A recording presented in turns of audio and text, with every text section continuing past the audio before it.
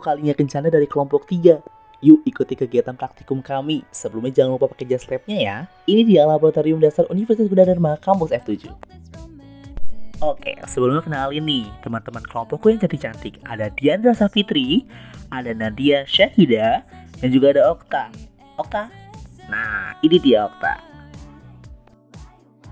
Pasti sebagian dari kalian udah gak asing nih dengan alat ini.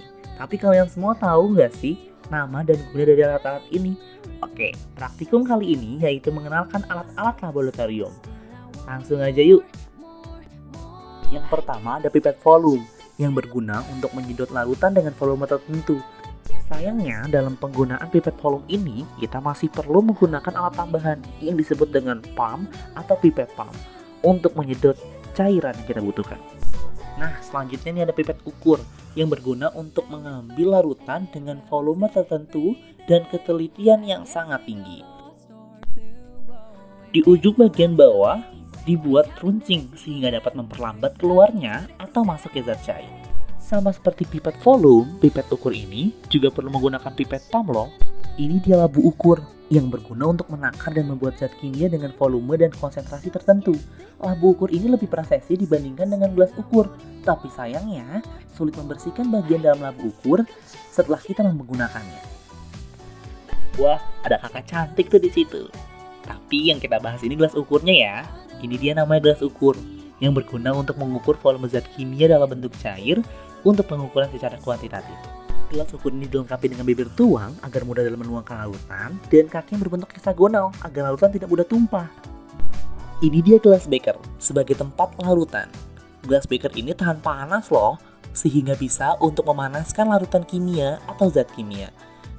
Tapi sayangnya gelas beker ini tingkat akurasinya rendah, sehingga tidak cocok untuk mengukur volume dengan ketelitian yang tinggi.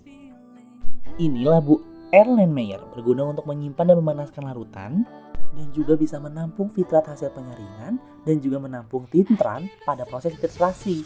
Ini juga dilengkapi dengan bibir tuang loh. Selanjutnya ada tabung reaksi yang berguna untuk mereaksikan zat kimia dalam jumlah sedikit. Dimodel dengan tahan panas sehingga dapat digunakan untuk memanaskan larutan, tapi sayangnya ini mudah pecah. Jadi teman-teman dalam penggunaannya supaya berhati-hati ya.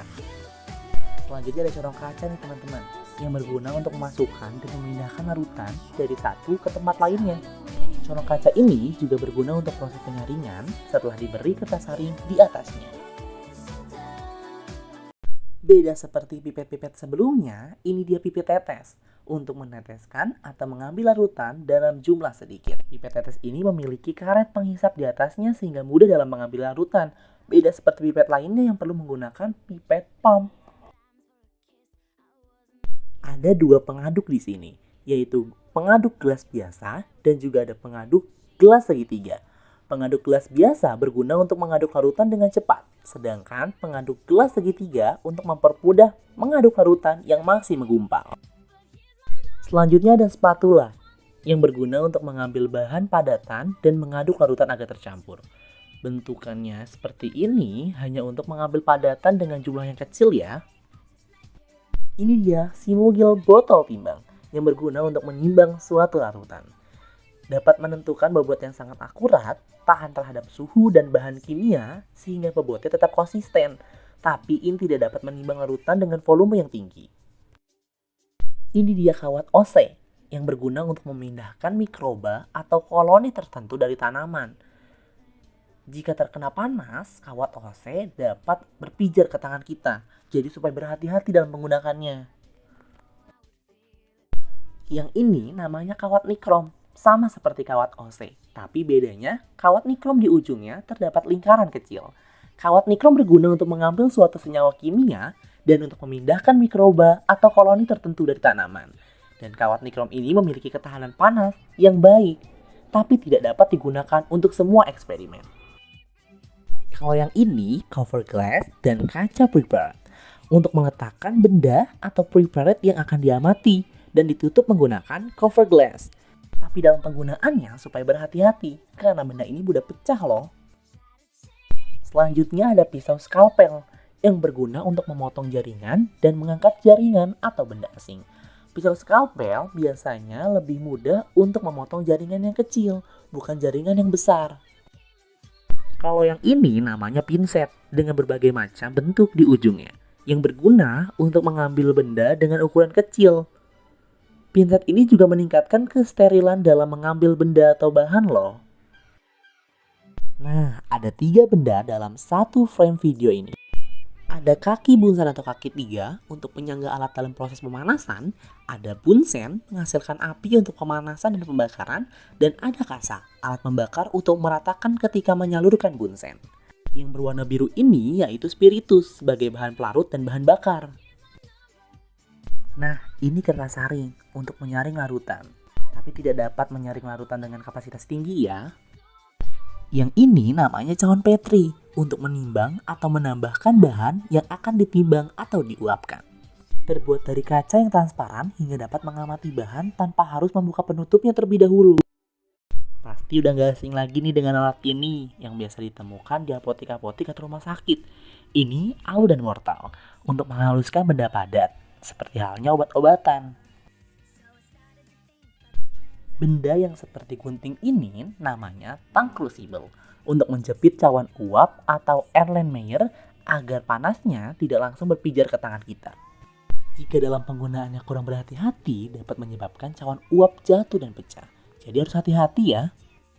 Jangan sampai terkecoh ya. Kalau yang ini namanya cawan uap yang berguna untuk menimbang cairan yang mudah menguap atau sebagai tempat untuk menguapkan bahan.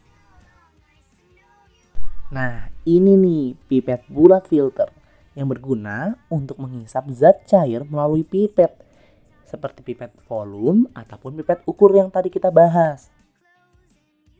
Kalau yang 3 kecil imut-imut ini namanya pignometer yang berguna untuk menentukan massa jenis dari suatu cairan. Metode yang digunakan pada pignometer lebih sederhana dan tidak rumit, tapi ketelitian dalam penimbangan kurang akurat. Nah, selanjutnya ada alkohol 70% yang berguna untuk menghambat dan membunuh bakteri. Ini juga dapat mensterilkan alat-alat laboratorium, tapi hati-hati ya karena ini dapat menyebabkan iritasi dan kebakaran. Nah, ini namanya Aquades, cairan untuk membersihkan bahan-bahan praktikum. Dan ini lebih baik dibandingkan dengan air biasa, tapi jangan sampai dikonsumsi karena Aquades tidak bisa dikonsumsi. Sekarang bersama teman-teman yang lain kita pindah ke laboratorium menengah. Ada Imeng, Dian, Okta, Fitra, Inta, dan lain-lain nih. Nah ini nih udah mulai memasuki ruang laboratorium menengah. Nah itu dia Kak Istiana, aspra kita di praktikum kimia kali ini. Di sini ceritanya kita lagi absen nih sesuai kelompoknya masing-masing. Oh ini kelas jar. Nah, selanjutnya kita akan memasuki ruangan yang steril. Yang mana kalau misalnya ada bahan-bahan praktikum di situ, kita nggak boleh masuk. Ini kata kakaknya sendiri loh. Alat pertama yang dikenalin di sini yaitu laminar airfall, yaitu berguna untuk mengembangbiakan bakteri. Tempatnya sangat steril sehingga dapat melakukan perkembangbiakan bakteri. Jika kurang hati-hati dapat menyebabkan seseorang tersetum hingga kematian. Nah, alat selanjutnya yang diperkenalkan yaitu buret dan stasis buret. Oh iya, kakak-kakak yang kerudung merah dengan kacamata ini Kak Silvi, salah satu staf dari laboratorium menengah ini. Kak Silvi menjelaskan bahwasanya buret dan stasis buret ini berguna untuk titrasi dan dapat mengontrol larutan yang akan dikeluarkan. Tapi ini perlu ketelitian yang tinggi dalam mengendalikannya. Nah, ini dia microwave. Iya, microwave yang biasa di dapur-dapur itu, di laboratorium ini digunakan memanaskan atau mengeringkan suatu bahan. Nah, selanjutnya ada autoclave untuk mensterilkan alat dan bahan. Waktu yang dibutuhkan untuk sterilisasi ini sangat singkat, tapi pemborosan bahan seperti air kan harus sering diganti. Nah, selanjutnya ini ada desikator yang berguna untuk menghilangkan kadar air dari suatu bahan atau menjaga dari bahan tersebut agar tetap panas ataupun hangat. Biasanya digunakan untuk menjaga bahan yang panas ataupun hangat yang baru saja dikeluarkan dari microwave. Nah, kalau yang ini namanya oven, digunakan untuk mengeringkan atau memanaskan bahan. Dan panas yang dikeluarkan oleh oven ini lebih merata. Tapi waktu yang diperlukan berkisar 24 jam. Lebih lama ya. Nah, ini nih, ada contoh-contoh dari praktikum yang ada di ruang steril tadi.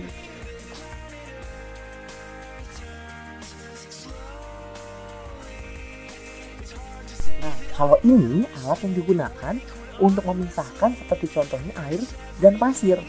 Namanya centrifuge, berguna untuk memisahkan endapan dari suatu larutan. Dan waktu yang digunakan berkisaran hanya 10 hingga 15 menit. Tapi pemborosan larutan antiseptik untuk pembersihannya nanti. Oke, sekarang kita sapa teman-teman kita dulu yuk.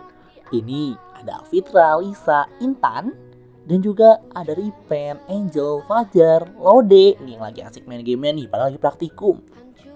Kalau ini Mbak Farda. Oke, kalau ini Mbak Ais dan Mbak Jawe pakai kerudung hitam. Terima kasih semuanya telah menonton video praktikum kimia dasar dan sampai jumpa di pertemuan selanjutnya.